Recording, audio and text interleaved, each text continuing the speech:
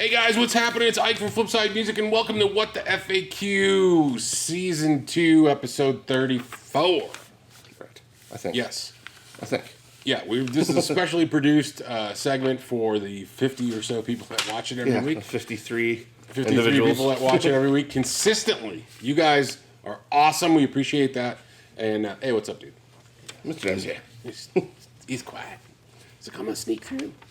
All right, so this week's question, well, if you're new here, weekly question and answer show. You ask a question, we give you an answer, and that's pretty much it. Yes.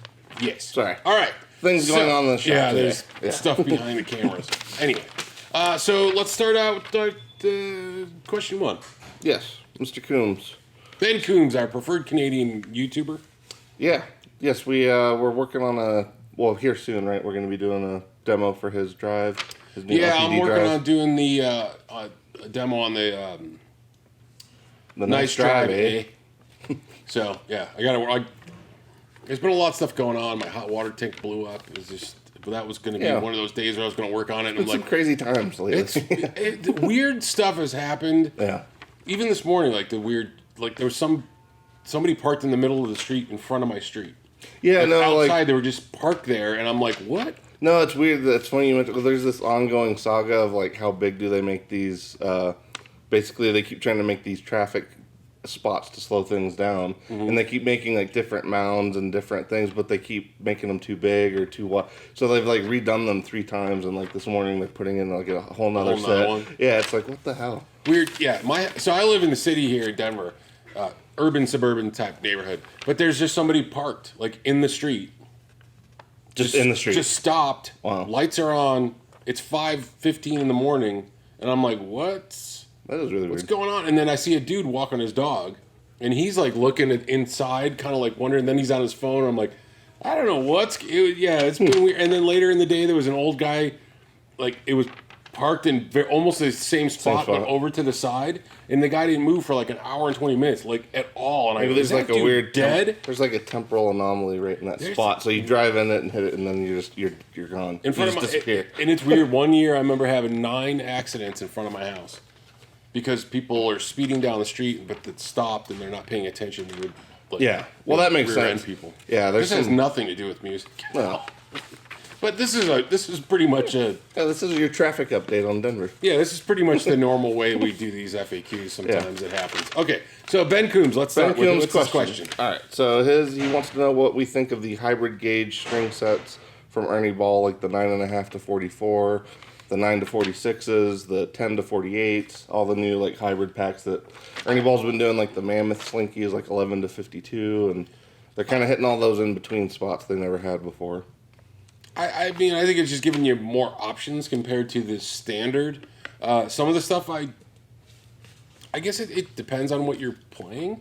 I mean, the 9.5 is obviously, that's a nice split if you don't want to quite be... Well, I've noticed telly players that come in grab that a lot. That's the telly string gauge of choice for some reason. Because 9s are, on a telly, I feel 9s are too light. For me, 10s are just right, but if I wanted to go a little bit lighter, I mean, that's a perfect choice. Yeah. To have that balance of, it's not too light, but it's not too, it's not too much. And honestly, if you're getting older, too, you want a lighter string. It's not a bad thing. Well, and then also, if you're playing chuggy stuff and you want a little heavier on certain gauges, you have those options now. Well, yeah, because even for me, the 11 to 52 set, I love if you do anything in D or C standard. That's a good medium zone because you don't have so much tension on there that you lose. Because to me, the whole point of down tuning is kind of that added string movement you get, that rattle. And it's if you go too heavy, if you do the 12 to 56 stuff, it's just too taut. So I like these new in between gauges because they're kind of gauges that I think everybody's wanted for 10 years or more, probably longer, obviously, but I think it's string gauges people have been thinking about for a while that are finally hitting the market, which is nice. And compared to the way it used to be, where you'd have to buy 2 sets and then put them together, so I think they just have kind of figured out what are some custom things that people have been looking for, right? And they're just let's offer that, right? So I think it's a good. I like them. Yeah. Personally, I mean, I think I put 9.5s on one of my tellies, and I was like, oh, this is cool. I like it. Yeah. So, I should try it on my Strat and see. Because sometimes I kind of feel like the 9s are just a little too light, but then like 10s I feel like kind of take away from some of the Stratty magic. Snappiness that you get. Yeah. So I think they're good. Yeah. All right. So moving on, Wizard69 asks favorite shredder. Yes. I like the shredder from Teenage Mutant Ninja Turtles 2. Michelangelo. Yeah. Well, no. Like the actual shredder, the villain. The evil samurai. Oh, yeah. Yeah. Shredder. No, favorite shredder. That's a tough one. I mean, I guess I would have to pick Eddie. Well, yeah, like if we just he's move Eddie to the classic top shredder. tier, yeah, like outside, because I think everybody knew for you at least. Eddie. Yeah, I mean, it's going to be Eddie. But yeah. Other than that, I mean, there's a lot of great shredders. Well, I mean, yes. Paul Gilbert is awesome. I mean, even guys like Dave Mustaine. Yeah, I was going to say, yeah, even... I really enjoy... I was just thinking about this the other day because Marty Friedman, to me, yeah. Yeah, Marty Friedman's another one. Yeah. But I was listening to a lot of Megadeth the other day when I was doing some automotive work at my house. It's all right, yeah. The Mechanics, he has a song called The Mechanics. Yeah, it's just, I want to get... Sometimes you just got to... Yeah. You got to be in the right mindset, and that's... I was in a Megadeth mindset for that. And I kind of forgot. Like, I some love of the Megadeth, killer riffs and just... Well, and his rhythm playing, honestly, is better than a lot of guys' leads. I mean, it's... And it just got me kind of thinking, like, what if that would have stayed? Like, what if... If Megadeth had been, like, the standard for metal Well, at what that if... point. But what if, like, Metallica, he would have stayed in? Oh, yeah, You know, yeah. like, how would that have... How would have that... I mean, honestly, I think we got two great bands out of it. But... I think it would have shifted if, to being, like, you a know, Hetfield-Mustaine combo instead of Hetfield and Ulrich. In terms of the writing. Because I feel like Dave... Because I think, like, Dave's writing, I don't think he could have helped but contribute a lot of writing. But, yeah, no, I think in a what-if scenario world... I think it would have been awesome. Pretty awesome. Yeah. Or we just get rid of Lars, and then that would have been... We would have snares and such. Well, yeah, because honestly, too, like, if everything had... Like, let's say that had happened, so they kept Mustaine, and then Cliff survived. Like, what would that band be like today if that version had stayed... Yeah. It's kind of hard. I mean, it's hard to speculate, but... I don't know. I don't know why we were getting there from the shredder thing, but yeah, no, I would say I would say Mustaine Friedman. That's a good combo, especially for me. I mean, I don't know if Isaiah Mitchell's considered a shredder, but in terms of modern guys, I feel like he shreds. I don't know if he's considered He's psychedelic a shredder, shreds. Yeah. I don't know. That is tough. I mean, because honestly, too, like, I do like Satriani and Gilbert, but they're not necessarily something I listen to a lot of. But that's Satriani really I don't is... listen to a lot of shredder stuff much anymore. Like, it's more nostalgic. Well, like, honestly, hey, that's it's really, like, I too... remember that. That was really like, cool. I really do love... awesome, but... Yeah, I love Petrucci. He's another one, but I don't necessarily... I have a hard time with the vocals in Dream Theater, so it's like the only reason I'll listen to Dream Theater is for Petrucci, pretty much. Right. So, yeah, he'd be another one that's up there. But, yeah, that's not maybe something I've thought about a lot. Because I feel like, Dimebag's probably in that shredder vein of things, too. It's just... Yeah, I mean, I wouldn't put him... Don't get pissed, anybody. Yeah. But, I mean, for me, he's not there. But I do like a lot of the rhythm stuff. Yeah. So there's certain things. Yeah. There's certain things. I just don't listen to much he had Eddie's overly shreddery stuff. Yeah. Anymore. No, me either. But I would say, like, old school guys, I would say for me, Marty Friedman is definitely up there. I think in terms of Megadeth... Paul Gilbert.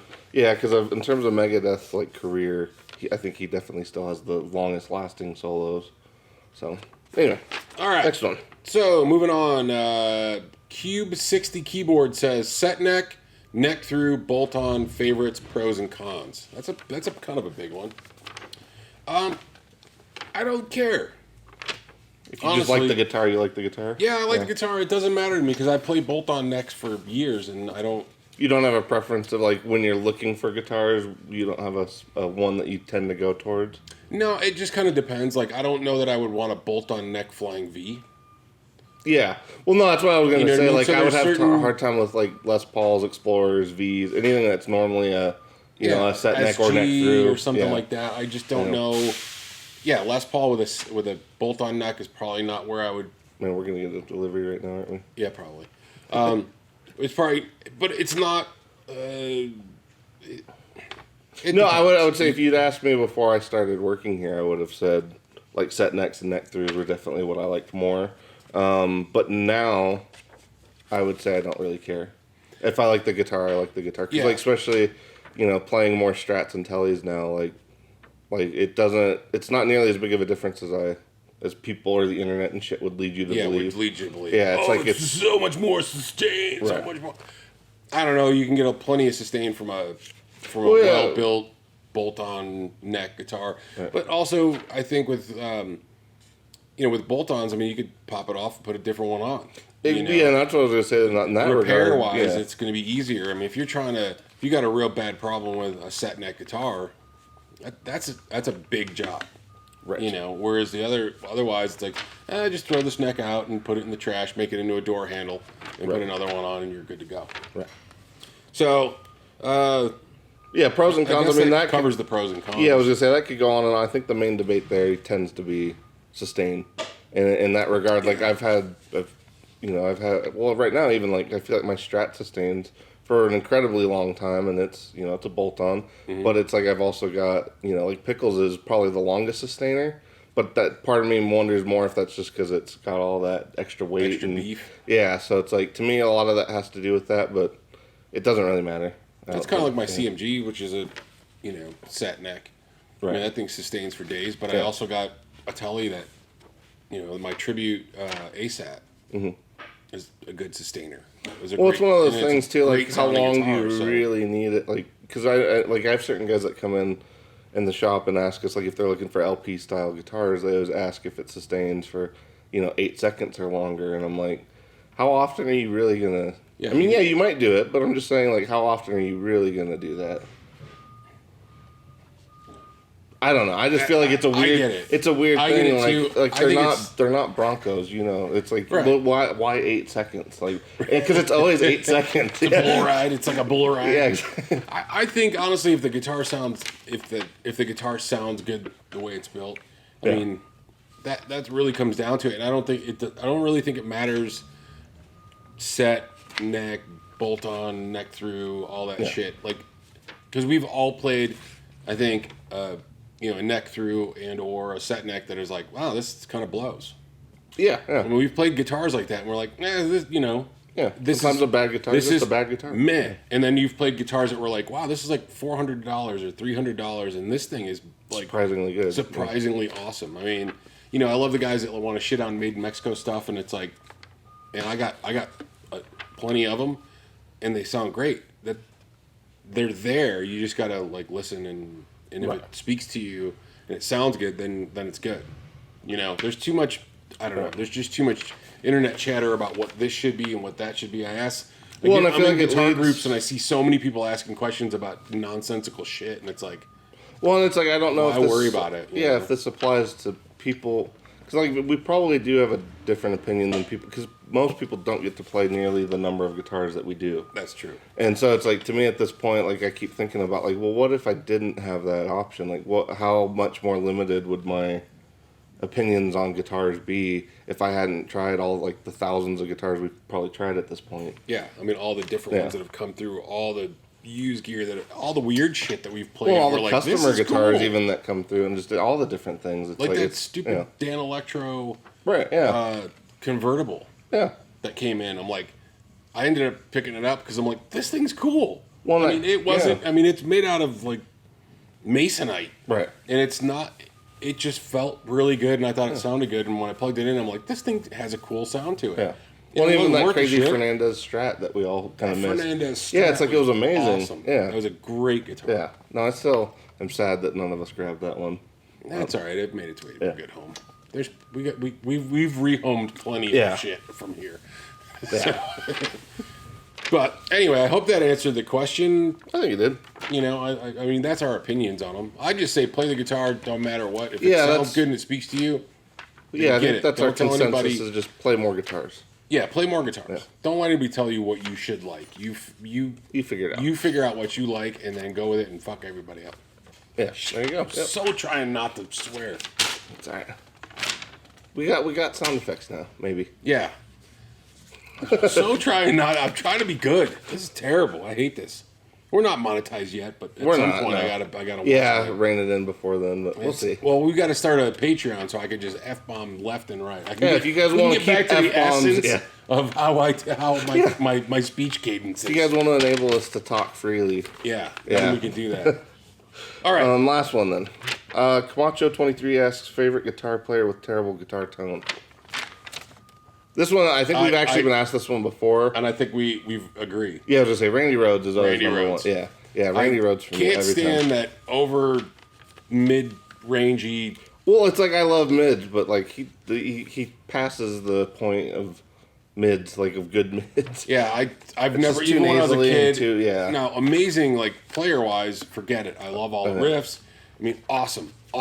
But man, I'm not a big fan of the tone. Yeah. Not a big fan. Yeah, he's definitely number one for me. That like I wish we could hear him with different guitar tone. Part of me also wonders, like, at this point, you could probably pull that guitar out and then rework some of those tones. Yeah, but the it's like technology that's out there. But it'd be cool to like actually hear, like a tonal intervention. We should start having those here. Holy crap! Yeah, actually, yesterday was. Yesterday was. Yeah, that dude was killing me. Yeah. And it was hours, or it felt like hours. Maybe it was just a few minutes. No, it was like 15 minutes. It felt like hours. Yeah. It was just, yeah, that was tough. That was way too much gain. Squealing and all sorts squeals of and feedback between like every note, and like he was playing fast shit. That's why it's like, how did it even have time to feedback in between? It was crazy. Yeah, it happens. We should just do a video about we should just write all this stuff down and do a video on some of the things that we run into, or we just do a funny video. Well, because I think we're all pretty exceptional at tuning it out for the most part. Yeah, but like, not always. Right. And if she ever come in like hungover or just not feeling, like just being grumpy. Well, I've come in like with headaches before, where like especially if like I have like a migraine and I'm already sensitive to light, and then you got somebody doing that. That's terrible combo. Or the bad bass player when they come in sometimes. It's like, Well, especially because and it's always them. They always turn it up way too loud. Or the auto-tune. Like most guitar players are kind of like iffy about the volume at first, but I feel like a lot of bass players, like especially the really loud ones, tend to always do that. So here's a really quick tip too. If you go to the music store, feel free. You got a tuner in your pocket. Your phone has a tuner on it. There's free ones out there. Tune the guitar. It's always a good idea to tune your instrument. You're going to get the best out of it as far as what you're going to hear. Yes. And you're also you possibly could save your life. Right. Possibly your own. And if it still sounds out of tune after you've tuned it, you got some searching to do. Soul searching to do. There might be a technique issue there. Exactly. You got to think about it. If everything you play sounds out of tune, there's a couple options. There's a few things it could be. Yeah. It could be that because we've handed people perfectly in tune guitars, and you're like, what did you do? What's happening? Yeah. So it's not even a jazz chord. Really, it's just bad.